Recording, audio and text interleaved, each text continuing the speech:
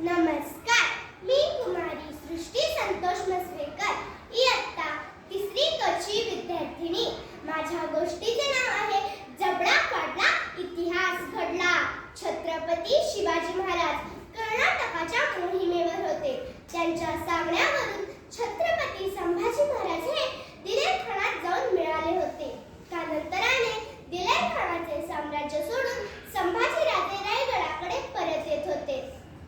त्यावेळी संभाजीराजे रायगडाकडे परत येत आहेत याची शत्रूला चाहूल लागेल आणि ते संभाजी महाराजांना पकडतील म्हणून स्वराज्याचे काही गुप्तहेर वेश बदलून त्यांच्या काही पावलं पुढे चालत होते. शत्रूचा ठाव ठिकाणा घेत होते. डोळ्यांनी इशारा करत सावध करीत होते. काही अंतर पुढे गेल्यावर गुप्तहेरांना आपल्या समोर सिंहाचे काही बछडे दिसले.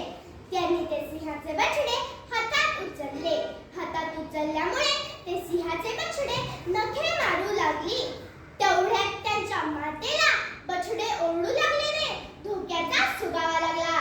ती सिंह गुप्तहेरांवरती गरजत धावून आली.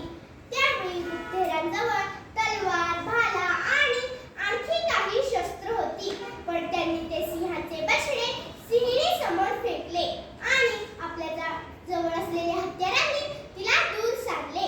सिंहिणीने आपले बछडे छातीशी कवटाळले आणि झुडपात निघून गेली. पण त्याच वेळी एक मोठा नर सिंह त्या सर्वांकडे पाहत डरकाळी फोडत गुप्तहेरांच्या दिशेने धावत आला. संभाजी महाराज पाठीमागून मावळ्यांबरोबर येत होते. त्यांना याची कल्पनाही नव्हती. गुप्तहेरांनी देखील त्या सिंहाला तलवारी भाल्याने भीती दाखवण्याचा प्रयत्न केला.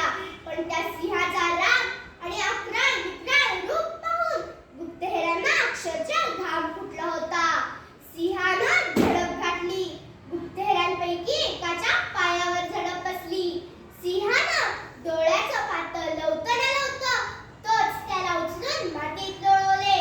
इतर गुप्तहेरांनी त्याला वाचवण्याचा प्रयत्न केला. सिंहानं त्यांच्यावर देखील झडप घालण्याचा प्रयत्न केला. ते सिंहाचं भयंकर रूप पाहून गुप्तहेरांच्या हातातील तलवारी देखील गळून पडल्या होत्या. जीव वाचवण्यासाठी गुप्तहेर जीवाच्या आकांतानं ओरडत होते. पाठीमागून येणाऱ्या संभाजी महाराजांना आपले गुप्तहेर मावळे संकटात असल्याचा सुगावा लागला. संभाजी महाराजांनी तलवार उपसली आणि धावतच त्या आवाजाच्या दिशेने गेले. पाहतात तर काय, एक मोठा संतापलेला अक्राळ विक्राळ सिंह आपल्या गुप्तहेरांवर अक्षरशः तुटून पडला होता. एका मावळ्याला तर त्याने अक्षरशः फाडून खाल्ला होता. अनेक मावळ्यांच्या सर्वांगावर जखमा झाल्या होत्या. त्यावेळी त्या मलांडी सिंहाशी झुंज द्यायला स्वराज्याचा छावा असणारा आमचा शंभूराजा तिथे सज्ज झाला. संभाजी महाराज सिंहाच्या दिशेने झेपावले. सिंहानं महाराजांवर झडप घातली. महाराजांच्या हातातील तलवार निष्ठून बाजूला पडली. आता एकच पर्याय उरला होता, मारायचा नाहीतर मरायचं. पण मरतील ते शंभूराजे कसले. ज्या वेगानं सिंहानं महाराजांवर झडप घातली त्याच वेगानं महाराजांनी त्याची आयात पकडली आणि आपल्या बलदंड बाहुबलानं त्याला उचलून बाजूला फेकला. रागाने लालबुंद झालेला सिंह जबड्याला लागलेल्या जिभेने रक्त चाटत पायाखालची पंजानी माती उतरत पुन्हा एकदा महाराजांवर चाल करून आला. सिंहाच्या हल्ल्यात जखमी झालेले आपले अनेक गुप्तहेर मावळे जीवाच्या आकांतानं तडफडत ओरडत होते. संभाजी महाराजांना ते हाल पाहवत नव्हते. सिंह पुन्हा एकदा महाराजांवर चाल करून आला. महाराजांनी एकदा आपल्या घायाळ झालेल्या मावळ्यांकडे बघितले आणि त्या सिंहाची आयात पकडली आणि त्याच्या पाठीवर बसून त्याचा जबडा हातात पकडला आणि तो जबडा असा फाडला की त्याचे खालचे आणि वरचे दात वेगवेगळे झाले. मावळ्यांच्या रक्ताने लाल झालेला तो सिंहाचा जबडा कायमस्वरूपी शांत झाला.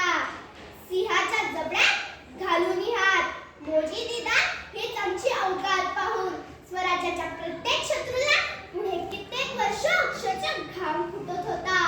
जंगलाचा सिंह असणाऱ्या राजाला स्वराज्याचा छावा असणाऱ्या आमच्या शंभूराजानं